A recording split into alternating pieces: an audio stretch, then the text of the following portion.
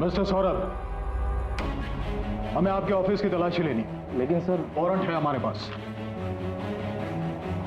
Sir मैं एक इज्जतदार आदमी हूँ सर, आप इस तरह मेरी इज्जत की उछाल दें। ला दो। सर पॉइंट चेक करो। बाय रे। चल।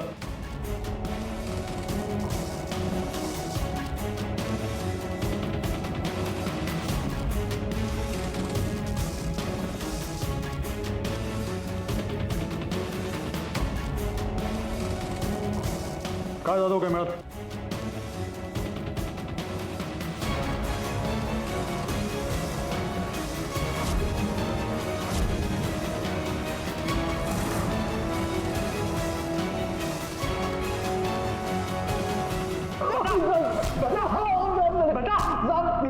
देख तेरी इज्जत की धज्जियां ना वैसे भी उड़ चुकी है। चुपचाप सच सच बता दे। साहब मैं एक शरीफ और इज्जतदार आदमी हूँ साहब। तू कितना शरीफ है ना ये तेरे मोबाइल और तेरे लैपटॉप से पता चल चुका है। पॉर्न वेबसाइट्स देखता है, कई पॉर्न वेबसाइट्स का तो तू प्रीमियम मेंबर भी है। हाँ साहब वो लत लग गई है साहब। साहब सिर्फ देखता हूँ साहब, कभी कुछ किया नहीं साहब, और रेप के बारे में तो सोच भी नहीं सकता हूँ साहब। अच्छा, जब ये मोबाइल पे वीडियोस देखता है तो तेरे कान में क्या मंदिर की घंटियां बजती है? देख तू फंस चुका है। सच बोलने के अलावा तेरे पास कोई रास्ता नहीं है। मैं सच कह रहा हूँ साहब, मैंने शिखा के साथ कुछ गलत नहीं किया है साहब, कुछ गलत नहीं किया है। कुछ नहीं किया? नहीं साहब। तोड़े वाला सर उनकी नजरें बिल्कुल अच्छी नहीं थी। कभी कोई सामान रखने जाओ या थोड़ा झुको तो टकटकी लगाकर देखते रहते थे।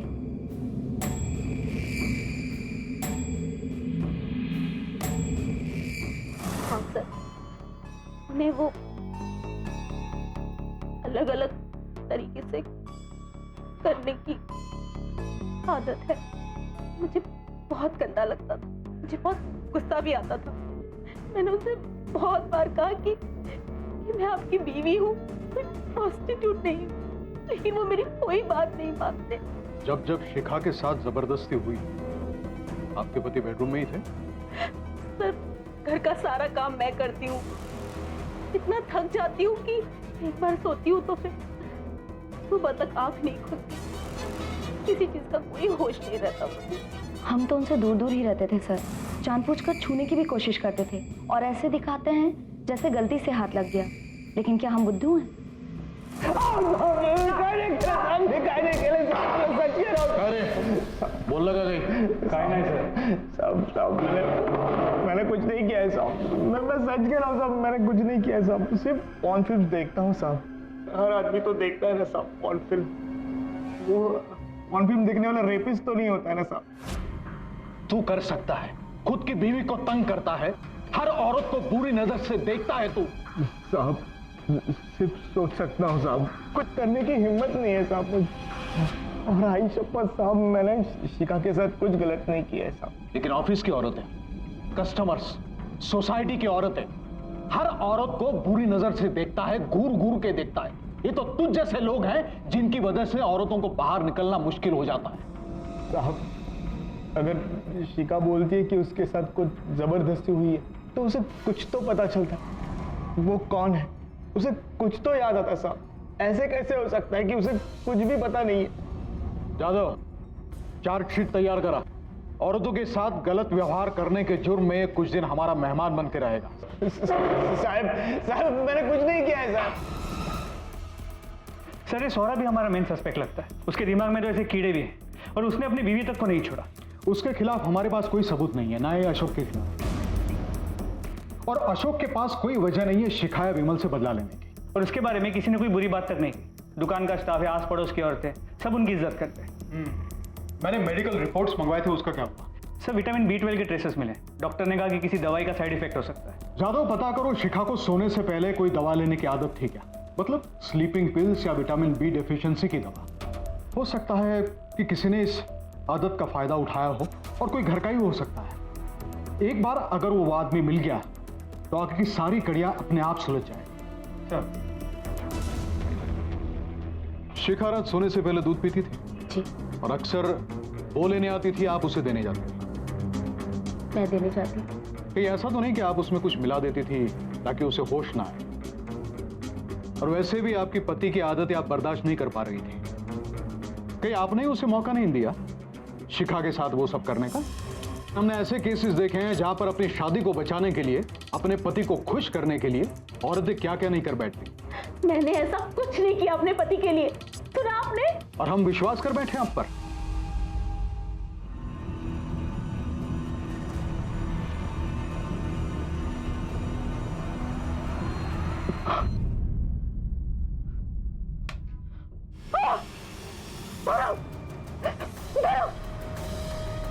क्या हुआ तुम्हें?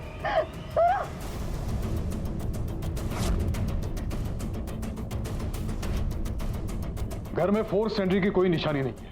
किसी ने धर्म की आवाज भी नहीं सुनी इस घर में। मेरे के अंदर का भी तो कोई हो सकता है।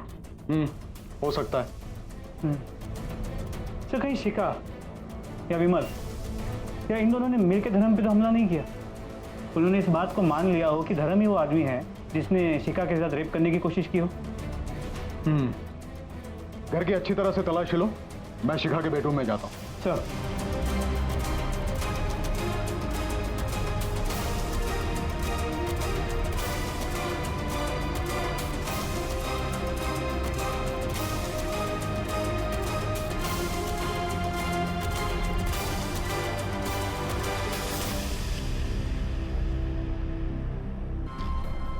तुमने देखा था उसको जिसने तुम पर अटैक किया था?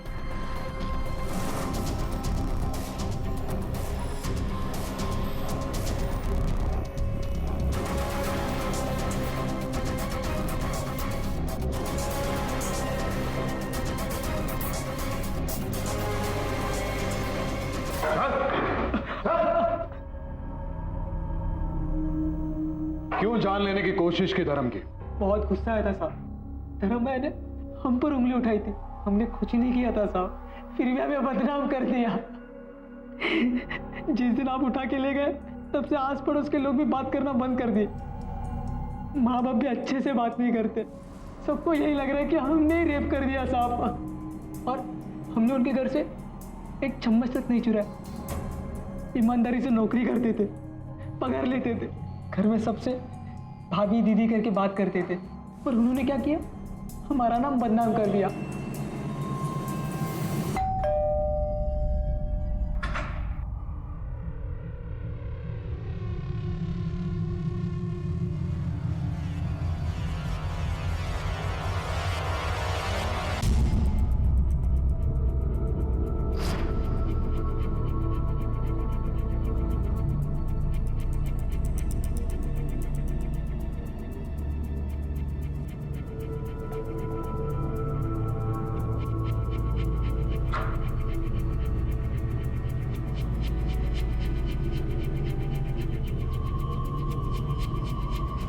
पुलिस एक तरह से डेड एंड पर पहुंच चुकी थी। केस एक पहेली बनकर रह गया था। सस्पेक्ट्स कई थे लेकिन सबूत किसी के खिलाफ नहीं। पुलिस को लग रहा था कि या तो उनकी तहकीकात में कोई कमी रह गई है या फिर मुजरिम बेहद शातिर है। लेकिन इतने में पुलिस के हाथ एक ऐसा सबूत लगा जिसने इस केस का रुख ही बदल दिया, या फिर यूं कहिए कि इस केस को पूरी तरह से उलट पलट कर रख दिया।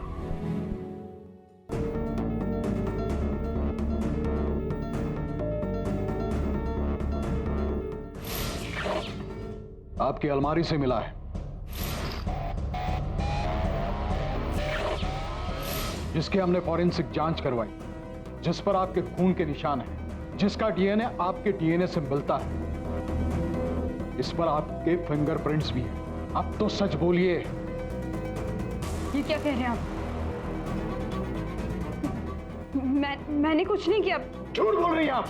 आप अब भी यही चाहती है कि शक की सुई आपकी फैमिली पे रहे। आपकी वजह से आपके परिवार को कितनी मुसीबत हुई, जिल्लत सहनी पड़ी है। आपकी वजह से आपके पति को अपने ही परिवार से दुश्मनी करनी पड़ी। मैं किसी पर उंगली नहीं उठा रहा। ये जो कुछ भी हुआ है इस घर की चार दीवारी के बीच हुआ है। तुम तीनों मर्दों के अलावा और कौन है चौथा इस घर में? और ऊपर से धर्म की जान जाते जाते बची है, और फिर भी आपका कहना है कि आप सच बोल रही है। अब जानती हैं आपके परिवार के टूटने की वजह सिर्फ आपका झूठ। खुला मैंने झूठ, मुझ पे कोई रेप अटेम्प्ट नहीं हुआ, सब मैंने ही किया था। मुझे इंसाफ चाहिए था। इंसाफ? कैसा इंसाफ? हमारी नौकरानी शिल्पा की बेटी मुग्धा, उसे इंसाफ दिलाना चाहती थी।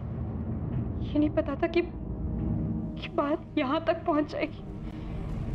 उस हादसे से इतनी डिस्टर्ब थी कि कुछ करना चाहती थी, सोचा इस तरह से सच सामने आएगा। सच? कौन सा सच? किस सच की बात कर रही हो तुम? मुग्धा के रेप का सच। हम दोनों साथ साथ बड़े हुए, साथ साथ खेले पले, बहुत अच्छे फ्रेंड्स थे हम दोनों। ताई किती छान दिसतेस. इधर आ, क्या बैग।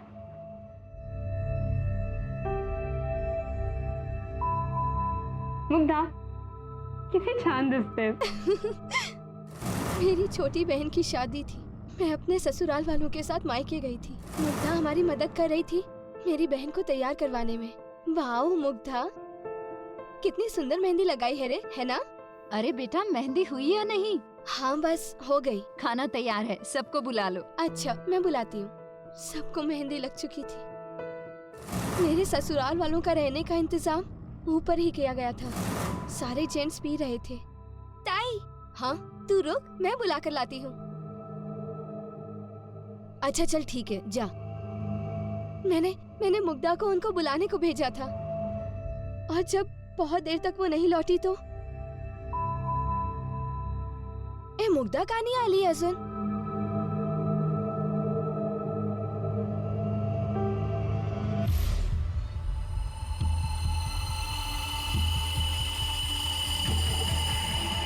मुग्धा, ताई ताई ताई ताई मुग्धा, यहाँ क्या कर रही हो?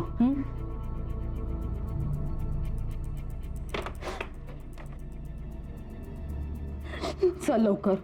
नहीं माँ, चल. हमारे पास और कोई चारा नहीं है.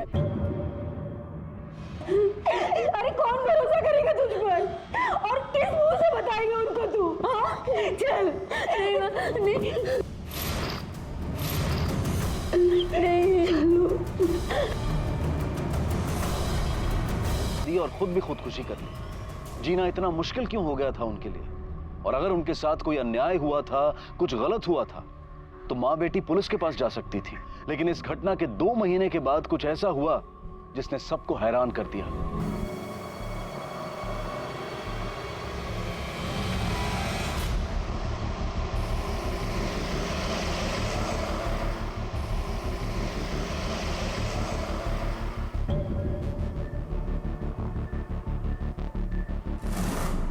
शिखा दी जल्दी करो, इतनी सुबह हो गई अभी तक आप उठे भी नहीं हो. जल्दी उठो, चलो फटाफट जल्दी से उठ जाओ.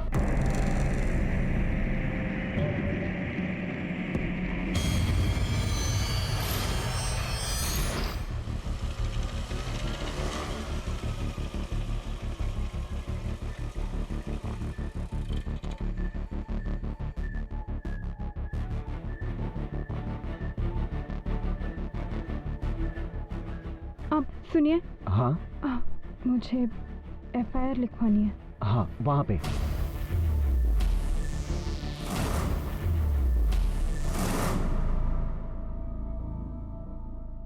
शिखा, जागेग, उठ. काय झालं? तबीयत ठीक नहीं है क्या? नहीं बहनी, बस वो सर दर्द से फटा जा रहा है बस.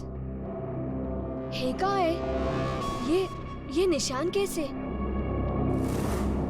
और ये गले पर क्या हुआ? पता नहीं. 1 महीने से आपके साथ ऐसा हो रहा है? मतलब सुबह आप जब जागती हैं तो आपको याद कुछ नहीं होता, पर पता चलता है कि आपके साथ किसी ने जबरदस्ती की है. जी, जब भी ऐसा होता है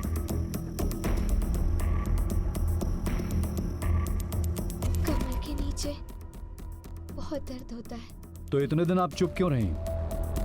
परिवार का कोई आपके साथ नहीं आया? इतने दिनों के बाद आप कंप्लेंट लिखवाने आई हैं? क्योंकि आज सुबह जब मैं उठी तो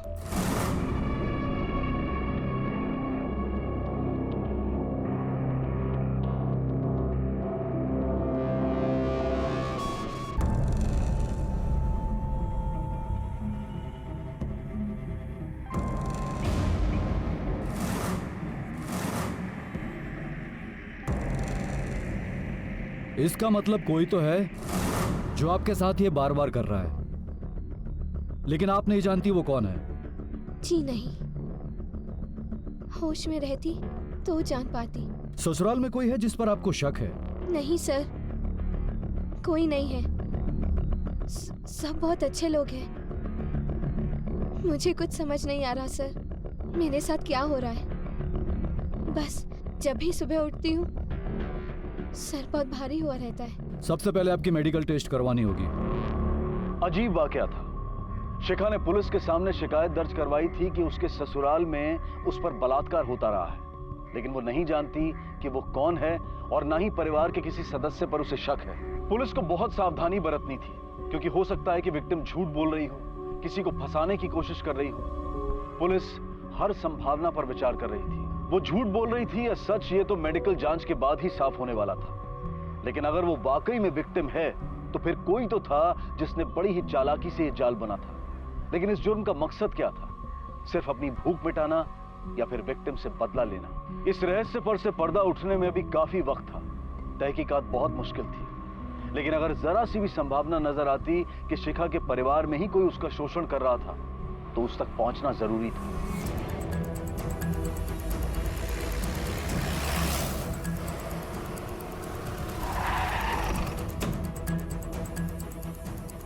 क्या हमारी बहू शिखा ने ये रिपोर्ट लिखवाई है?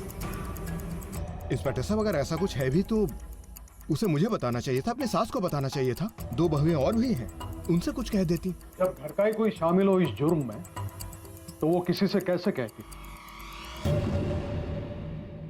कैसे बताती वो? कैसे भरोसा कर लेती किसी पर? आखिर इस घर की 4 दीवारी में इतना बड़ा कांड हुआ है, उसका तो भरोसा ही टूट गया होगा ना। और वैसे भी इस मामले में तो कोई भी औरत चुप्पी ही साध लेती है। माँ, इसका ये मतलब तो नहीं कि वो सीधा पुलिस के पास चली जाए। सर इसमें कोई सच्चाई नहीं है, सब झूठ है सर। अब वो घर में किसी से तो बात कर सकती थी। अब लोग ये 1 मिनट, शिखा का रूम का उस तरफ। जादव चेक करा।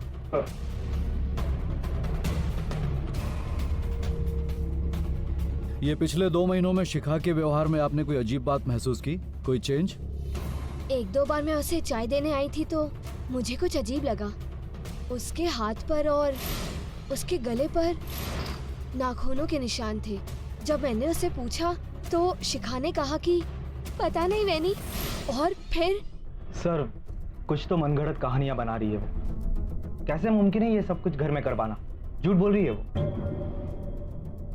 क्यों झूठ बोलेगी वो?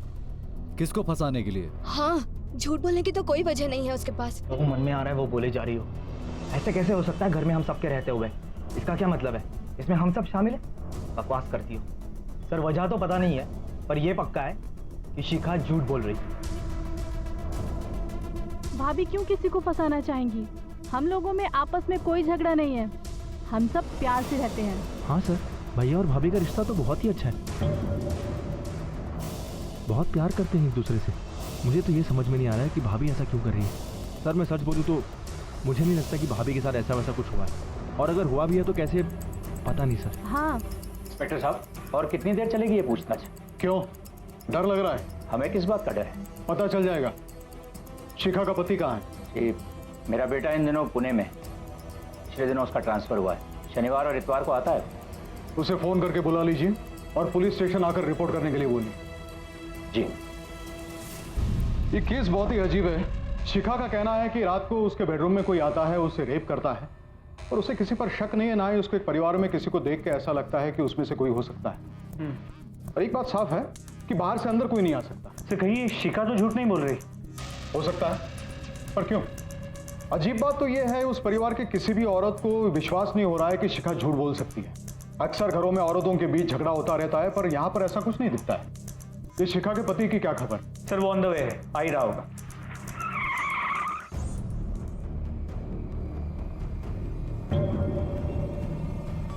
ये बात आपको अजीब नहीं लगती? आपका परिवार कहता है कि आप दोनों के बीच में बहुत प्यार है। पिछले 1 महीने में आपकी पत्नी ने आपसे कुछ नहीं कहा, ना ही आपने कुछ महसूस किया, क्योंकि 6-7 बार आपकी पत्नी के साथ आप ही के घर में जबरदस्ती हुई है। ये सब जानने के बाद मैं खुद शॉक्ड हूँ सर। मुझे लगता था कि शिखा मुझसे सब कुछ शेयर करती है, पर नहीं। कहीं ऐसा तो नहीं शिखा मानसिक रूप से? कैसी बातें कर रहे हैं सर? शिखा एक बहुत ही समझदार और सुलझी हुई औरत है। वो मेरे परिवार की बहुत इज्जत करती है सर। इनफैक्ट मेरी फैमिली भी उसे बहुत चाहती है सर। मैं तो समझ नहीं पा रहा हूँ कि ये सब कुछ मेरे घर में हुआ। पर एक बात मैंने रियलाइज किया, यहाँ से ट्रांसफर होने के बाद जब भी मैं वापस आया हूँ पिछले 2 महीनों में, शिखा मुझे कुछ शांत शांत सी लगी। अब समझा, वो अंदर ही अंदर घुट रही थी, समझ ही नहीं पा रही थी कि ये सब मुझसे कहे भी तो कैसे कहे। मैं उससे मिल सकता हूँ सर? मेडिकल जांच के बाद।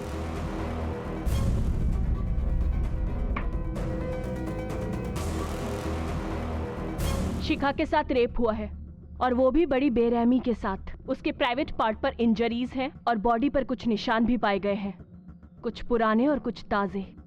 Thank you doctor.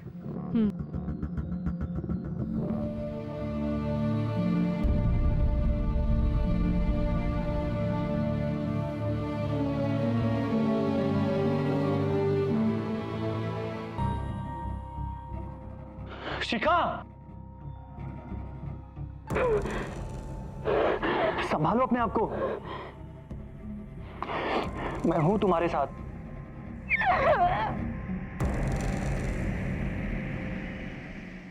आपकी बहू के साथ पिछले 1 महीने में 6-7 बार जब वो हादसा हुआ, तब आप कहां थे? ये कैसा सवाल कर रहे हैं आप? मैं अपनी बहू को बेटी मानता हूं। एक बार सोचिए तो, किससे क्या सवाल कर रहे हैं आप?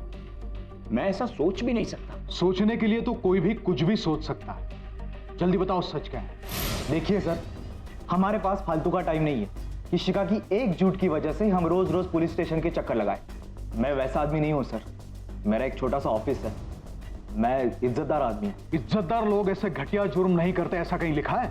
तुम्हारे घर में रेप हुआ है तो तुम्हारे घर में से ही कोई एक होगा। अच्छा होगा तुम हमें सच बताओ, वरना हमें और भी तरीके आते हैं सच उगलवाने के। देखिए सर, आप ऐसी बात नहीं कर सकते मेरे साथ। मेरे खिलाफ कोई सबूत है आपके पास? सबूत भी हाथ लग जाएंगे। नहीं सर, हमारे घर में एक और आदमी है, हमारा नौकर बबलू। नौकर?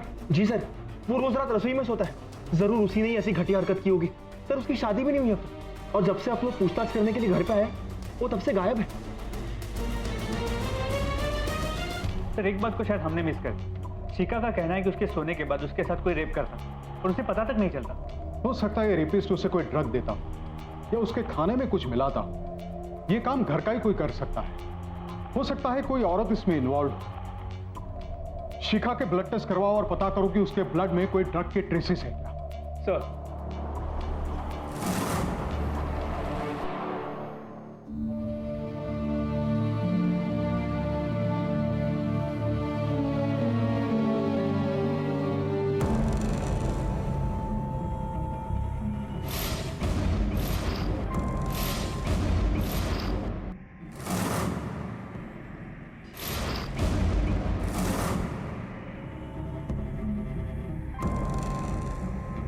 शिखा, घबराओ मत, मैं हूं तुम्हारे साथ।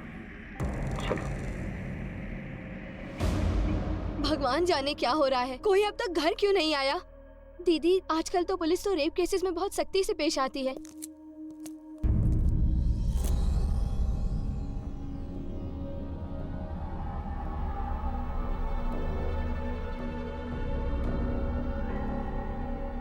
नहीं समझ आ रहा मुझे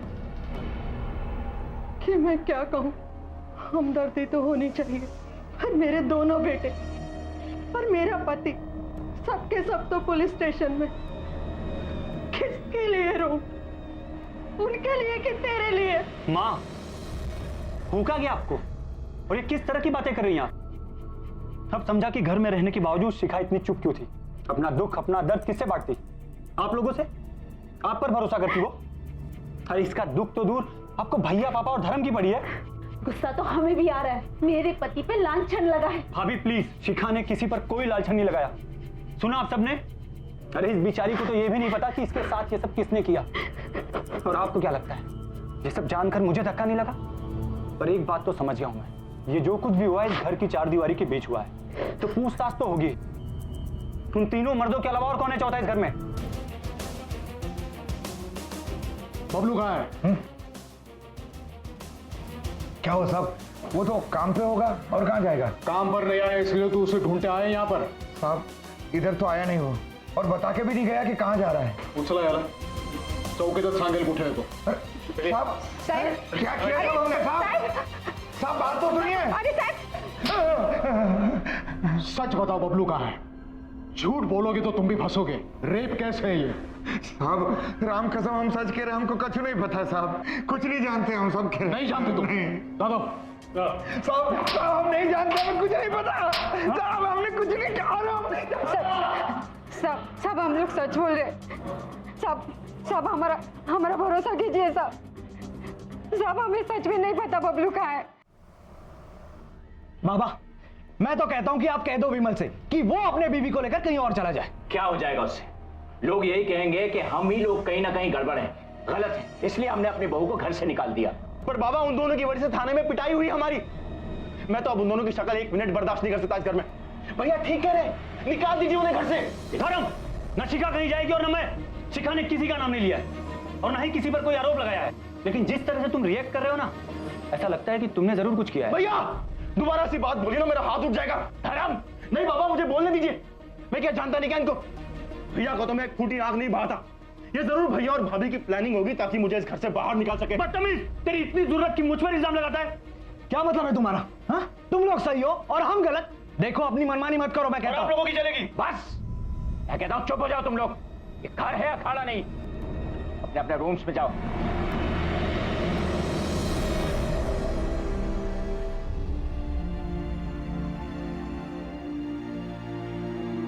शिखा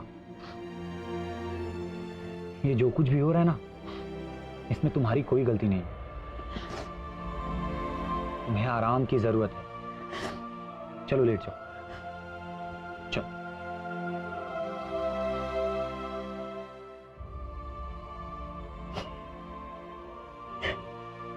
बस रोना बंद। अरे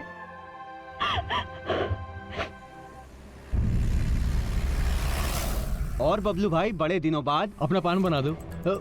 और बबलू क्या हुआ साहब? यही सुने गए, थाने ले जाके सुनाऊं। साहब थाना? मैंने क्या किया सर? बताता हूँ सब। साहब हमें खाए पीट रहे हो साहब। हमारे क्या हिम्मत कि हम किसी की तरफ आंख उठा के देखें। फिर इतने दिन से छुपा कहा था? काम पे क्यों नहीं गया? साहब ऐसी कोई बात नहीं साहब। सब बोलने तो दो साहब। हम तो उनके कमरे में भी नहीं जा सकते थे क्योंकि हम रसोई में सोते थे और धर्म भैया हॉल में। धर्म हॉल में सोता था? हाँ साहब। क्यों? वो सब नहीं पता साहब, लेकिन इतना मालूम है कि धर्म भैया शिखा भाभी से बहुत नफरत करते थे और विमल भैया से भी उनकी बिल्कुल नहीं पटती थी, हमेशा झगड़ा होता था साहब। ये सब आप उन्हीं को पूछो ना साहब। शुरुआत में लग रहा था बहुत मीठा रिश्ता है इन देशमुखों का आपस में। अब पोल खुल रही है, दरारें नजर आ रही हैं। इन सब का कच्चा चिट्ठा खोलना पड़ेगा। बबलू जब भी बुलाए पुलिस स्टेशन चले आना, शहर छोड़ के बाहर मत जाना। तुझ पे नजर है हमारी। नहीं, मेरी बेटी यहाँ नहीं रहेगी। माँ जी शिखा यहीं रहेगी। रहना तो आपको भी नहीं चाहिए इन लोगों के साथ दामाद जी। आपके ही परिवार से किसी ने इतना घिनौना काम किया है, दम नहीं घुटता इस घर में। आप हम पर क्यों उंगली उठा रही है? पुलिस ने पूछताछ की ना हमसे, कुछ हाथ आया? हमें तो ऐसे लगता है ना कि आपकी बेटी नौटंकी कर रही है। पता नहीं कौन सी दुश्मनी निकाल रही है हम सबसे। भैया शिखा के बारे में इस तरह अनाप शनाप बकना बंद करिए। हम घर छोड़कर नहीं जाएंगे माँ जी। जिसने पाप किया है वो लोग जाएंगे, और अगर किसी को हमसे प्रॉब्लम है तो बेशक ये घर छोड़कर जा सकता है। सारे निर्णय तुम ही कर लोगे, हम जनता है अभी। और बहन जी माना कि आपकी बेटी के साथ कुछ गलत हुआ है, आप हम पर लांछन मत लगाइए। शिखा, शिखा नहीं, क्या कर रहे हो? शिखा, छोड़ो। अरे क्या कर रही हो ये? शिखा छोड़ो, छोड़ो इसे। क्या कर रही हो तुम? क्या करूं मैं? और मेरी वजह से घर में क्लेश हो रहे हैं, भाइयों में झगड़े हो रहे हैं, घर की शांति भंग हो गई है। ये जान दे दोगी? मैं आप लोगों के सामने हाथ जोड़ती हूँ, प्लीज मेरी वजह से लड़िए मत, प्लीज।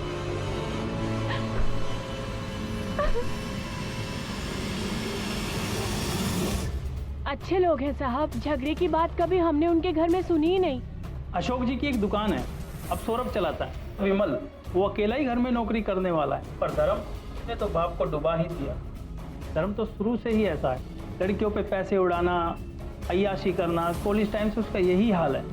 ठीक है। हाँ, मेरे पति यहाँ बाहर ही सोते हैं,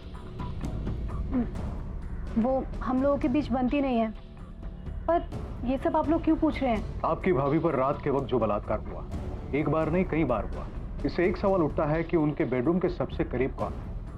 हमें यह भी पता चला है कि आपके पति उनसे नफरत करते थे। हाँ, ये सब ठीक है, मगर मेरे पति ये सब नहीं कर सकते। कौन क्या क्या कर सकता है इसका अंदाजा नहीं है आपको।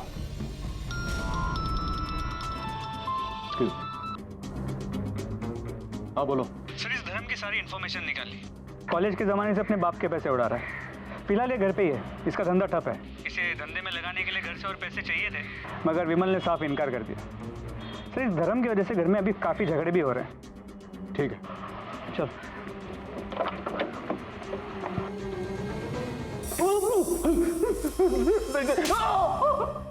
चुपचाप अपना जुर्म कबूल कर ले, ये तेरे लिए भी आसान होगा और हमारे लिए भी। लेकिन सर जब मैंने कुछ किया नहीं तो मैं कैसे मान लूं सर?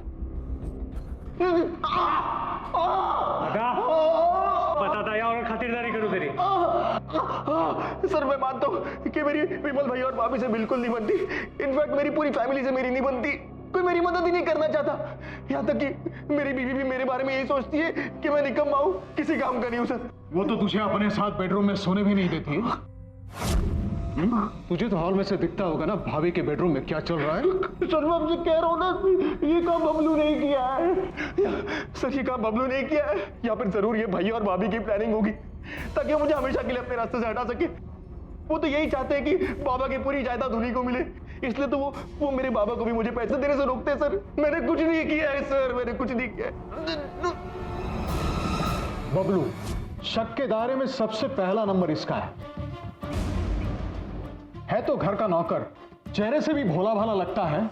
इसकी नजर पड़ी वो शिखा पर, मौके का फायदा उठा लिया। सर मैंने इसकी पूरी हिस्ट्री भी चेक की, कई बार इसे नौकरी से निकाला गया, हालांकि पुराने मालिकों ने वजह बताने से इनकार कर दिया। और दूसरा सस्पेक्ट है ये धर्म, शक्ल से ही शातिर लगता है। इसके बारे में जो सुना बुरा ही सुना है, और इसके पास मोटिव भी है, क्योंकि विमल की वजह से इसे पैसा नहीं मिलता था। बदले की आग थी इसके दिल में। और बचे ये दोनों, बड़ा भाई सौरभ और बाप अशोक। इनके पास कोई मोटिव नहीं है, पर हर कोई इंसान सिर्फ व्हाइट या ब्लैक नहीं होता। हर इंसान की जिंदगी में कुछ ऐसे राज होते हैं जो उसके परिवार वाले भी नहीं जानते। हो सकता है इन दोनों की कुंडलियां हमें खोलनी पड़े, हो सकता है कोई गड़ा मुर्दा निकल आए। सर वैसे शक्ल से दोनों लगते सीधे साधे, लेकिन इस सौरभ के बारे में आस पड़ोस में कुछ खास अच्छा नहीं सुना।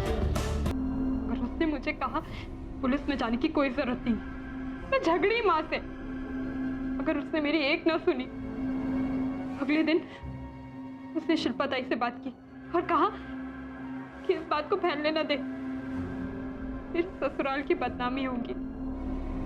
बेचारी शिल्पा ताई सब कुछ चुपचाप सुनती रही, कुछ नहीं बोली। शादी के 2 दिन बाद हमें उन दोनों की लाश मिली। मैं तब भी आवाज उठाना चाहती थी, उन दोनों को इंसाफ दिलवाना चाहती थी, पर माँ ने मुझे कुछ नहीं करने दी। चुप कर मेरी बच्ची, चुप हो जा। वो दोनों चली गई है भगवान के घर, तू अपनी जिंदगी क्यों खराब कर रही है? नहीं आई मुग्धा, चुप कर। तेरे ससुराल में अगर ऐसा कोई है तो किस पे उंगली उठाएगी? मैं कहती हूँ सब कुछ भूल जा, तुझे मेरी कसम। मेरी माँ मेरी शादी बचाना चाहती थी, पर मुझे चैन नहीं था। मुझे किसी भी तरह उस दरिंदे को ढूंढना था, जिसकी वजह से मेरी सहेली मुग्धा उसकी आई ने खुदकुशी की थी। अजीब उलझी हुई सोच थी शिखा की। अपनी बचपन की सहेली को इंसाफ दिलाने के लिए अजीब तरीका ढूंढा था उसने। अपने पूरे परिवार को मुजरिमों के कटघरे में लाकर खड़ा कर दिया था उसने। पर हुआ क्या? अंत में उसी के खिलाफ रेप का झूठा इल्जाम लगाने के लिए केस रजिस्टर किया गया। शिखा अरेस्ट हुई और कुछ दिनों बाद जमानत पर रिहा भी। पर तब तक सब कुछ बिखर चुका था। पति ने डिवोर्स लेने के लिए केस दायर कर दिया था, ससुराल से नाता टूट गया था, वो एकदम अकेली पड़ गई थी। अपनी दोस्त को इंसाफ दिलाने की कोशिश में शिखा अपना सब कुछ गंवा चुकी थी। हालांकि उसकी इस कोशिश का एक हासिल था, पुलिस ने मुग्धा और उसकी मां की आत्महत्या के केस की दोबारा जांच शुरू की।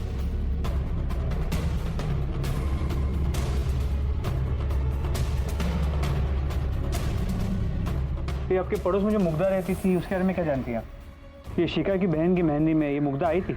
मुग्धा थी ना मेहंदी में, बड़ी अच्छी लड़की थी, मेरे को याद है। मेहंदी वाली रात को मैंने उसे रोते हुए घर लौटते हुए देखा था। मुग्धा की माँ ने बताया था मेरे को उसकी बेटी के साथ क्या हुआ था। मैंने ही बोला था चुप रहे, बड़े लोग हैं वो, तेरी बेटी की बदनामी होगी, उनका कुछ नहीं जाएगा, पैसा फेंकेंगे बच जाएंगे।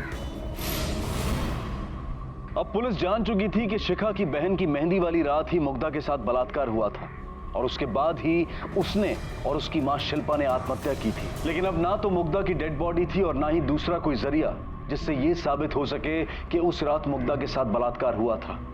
मुजरिम अब भी छुपा हुआ था, लेकिन जुर्म कभी नहीं छुपता, वो कोई ना कोई अपना निशान पीछे छोड़ ही जाता है।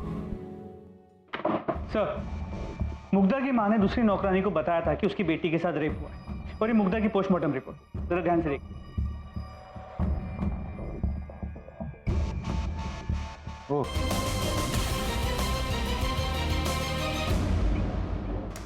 सर, अशोक जी, सौरभ, धर्म या विमल, चारों में से किसी को ये इन्फेक्शन नहीं है। लगता है शिखा को कोई गलतफहमी हुई। सर,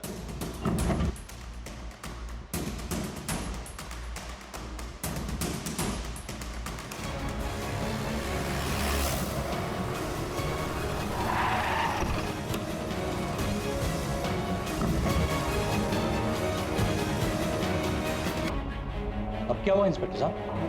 हमें पता चला है मुग्धा का रेप किसने किया है और वो इसी घर में से कोई एक है। आपकी फैमिली में से किसी के फोन रिकॉर्ड से इतना पता चला है कि उसे एसटीडी यानी कि सेक्सुअली ट्रांसमिटेड बीमारी हुई थी, जो मुग्धा को भी थी और जिसका इलाज उसने करवा लिया है। जो विमल, सही कह रहा हूं ना? जी सर, वो इंसान मैं ही हूं, मुझसे गलती हुई। ये जो कुछ भी हुआ ना सर, शराब के नशे में हुआ।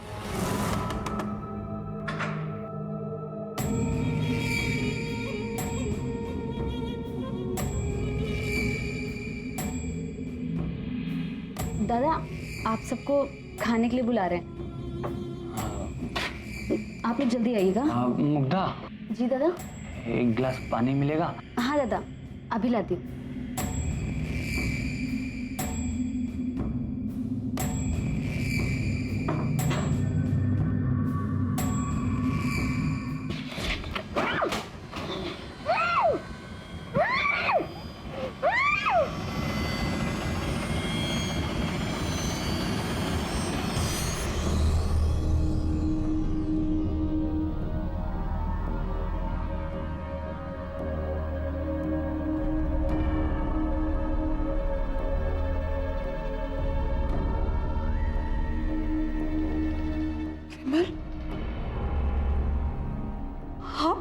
शिखा, आई एम सॉरी शिखा।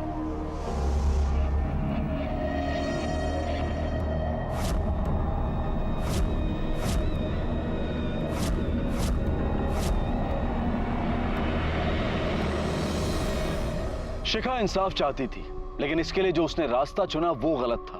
उस रात विमल शराब के नशे में था, उसे होश ही नहीं था कि वो क्या कर रहा था। उसके अंदर का दरिंदा जाग चुका था। हम सबके अंदर अच्छाई भी है और बुराई भी है। गलत ख्याल, लालसाएं, वासनाएं हम सबके मन में जागती हैं, लेकिन जरूरी है कि लगाम अच्छाई के हाथों में हो, ताकि बुराई हम पर हावी होकर हमसे कोई जुर्म ना करवा बैठे। इसी विचार के साथ मैं अनूप सोनी अब आपसे विदा लेता हूं। फिर मुलाकात होगी अगले एपिसोड में एक और चौंका देने वाले केस के साथ। तब तक अपना और अपने परिवार का ख्याल रखें और देखते रहें क्राइम पेट्रोल डायल 100। सबक एक को सीख हम सबको। जय हिंद।